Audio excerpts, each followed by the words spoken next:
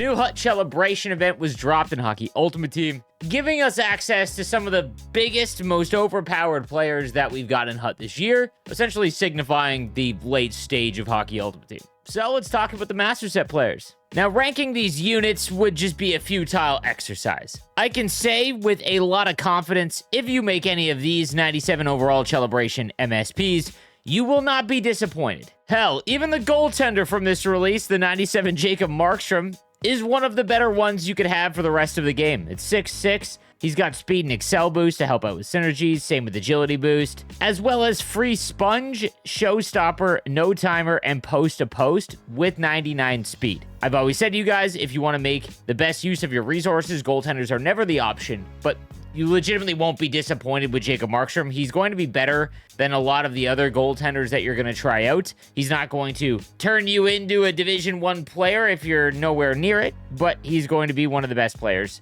I still personally wouldn't make a goalie, but he's good. Now, if I was forced to rank these players, again, these are all end game cards, I guess Doug Weight would be my number 4. Awesome card. Love this era of the Oilers. Just reminds me of my childhood. Gold quick draw, 99 faceoffs. That makes him a usable card for the rest of the game. But the fact that he's got 99 skating across the board, 99 shooting, hand stats, body checkings at 95, unstoppable force, born leader, and close quarters all come for free. Again, there's no way to be disappointed in this card. Unless you have like Fantasy Lundell or cards of that tier, Doug Weight's going to be one of the best. Now, when it comes to the defenseman, I love Sheldon Souray's card. I think this is a very fun MSP. At 6'4", 233, offensive and two-way defenseman, acceleration boost and defensive boost. Again, essentially makes him 99 skating across the board, 97 speed, but he's 6'4", 233, 99 shot, body checking's at 99, defensive awareness and stick checking also at 99. The one knock I have, and I actually agree with Gold Thunderclap on a Sheldon Souray card, had one of the hardest shots of all time. It's just that Thunderclap isn't going to be nearly as useful as literally any of these other 3 abilities if they were the gold zone ability, but that's such a small thing to focus on, especially when you consider that left-handed defense just seemingly hasn't had the god-tiered cards that the right-handers have this year. Sheldon Souray is immediately one of, if not the best, left-handed defenseman. Now, this one is going to be a popular one, I would have to think. The 97 Matt Rempe at 6'7", 241. He comes with power forward and grinding forward. Grinding forward is important because it gets his acceleration up to 97, but it's also kind of a difficult synergy to activate. You're probably going to need to have to burn the coach slot for him. Just not a lot of cards have grinding forward. He's got defensive boost and playmaking boost with gold truculence, which, as you guys know, I've talked about this a lot, one of the most fun abilities in the game. He's got total eclipse, unstoppable force, and back at you. Now, back at you and total eclipse are not necessary. They're like a nice supplemental ability, but they're really going to have a very little impact in game. You could literally just hit A or X with the puck and it does what back at you does regardless. This game is super arcadey in that aspect.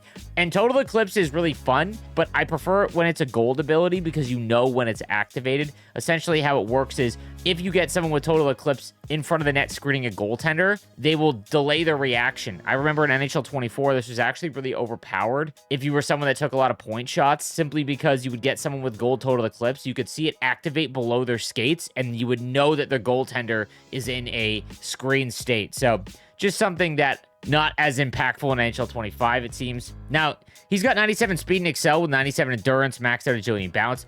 That's great. Obviously, some of the other cards have 99, but at 6'7", there's just not a lot of forwards that can match that. He's got max shot, body checking, defensive awareness, stick checking, faceoffs are 99.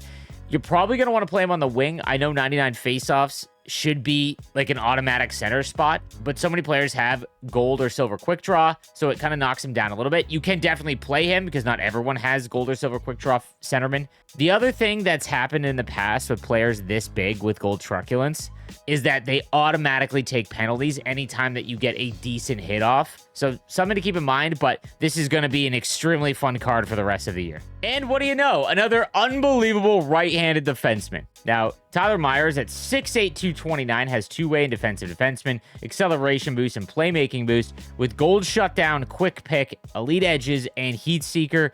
Again, 4 of the best abilities. The only other one I would add on defense is truculence, but this is a phenomenal card. 96 speed, but he has maxed out excel, agility, balance, max shot, max body checking, defensive awareness, stick checking. Hell, you could put him as your number 2 power play faceoff man with 94 faceoffs. There's so many good right-handed defensemen, but in my opinion, I think that this is the number 1 pick from week 1. However, I gotta be honest, you cannot go wrong with any of them. The Chelebration event is essentially replacing the HUT Heroes event from years past, where they're just giving you like super meta cards. So these aren't like firm rankings, but that would be the order of interest for me. Now, I do want to talk about Henrik Tikkanen because he might be the most interesting card from this release. 6'9" with gold no timer and 99 speed. He also has Showstopper, Lightwork, and Sponge. This is the funniest goalie card I've ever seen because if he can't stop pucks for you, nobody's going to in this game. And what's crazy is I actually thought that he might be well over 1 million coins, and you can see him up there,